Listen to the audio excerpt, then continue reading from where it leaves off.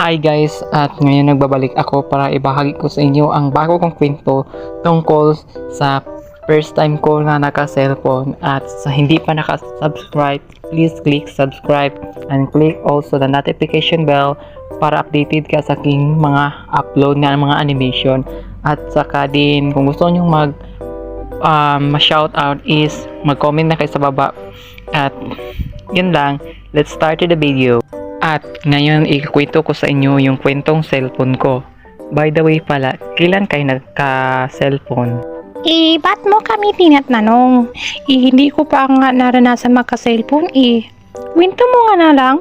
Oo nga, tama ka. Kwento mo na lang. Sige na nga, kwento ko na lang sa inyo.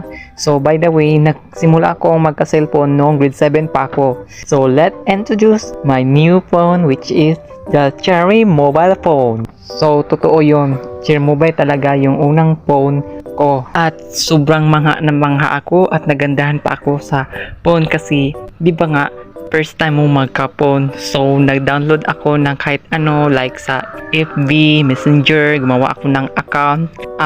Noon is sumikat noon yung mga GG eras ganun, at yung gagay ng mga profile ng mga photograph na frame like ganun.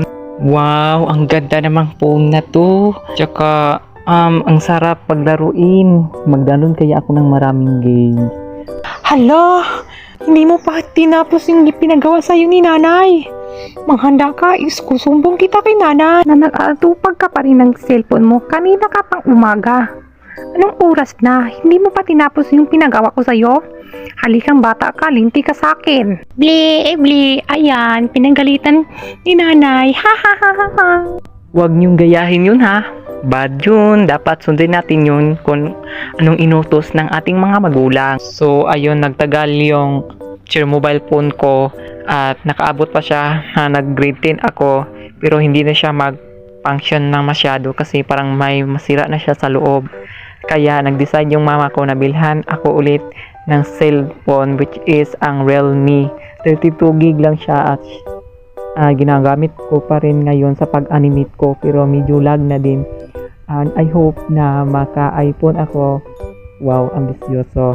Pero I will do my best para makabili ako ulit ng cellphone, at sisikapin ko pa rin mag-upload dito sa YouTube para maging ko yung goal ko para makabili ako ng bagong phone. At I wish na makaabot ako ng 100k subscriber or more on subscriber pa para makabili na talaga ako sa anong gusto ko. So ayun lang, bye. Kung gusto nyo part 2, mag-comment lang sa baba. And again, bye, see you next video.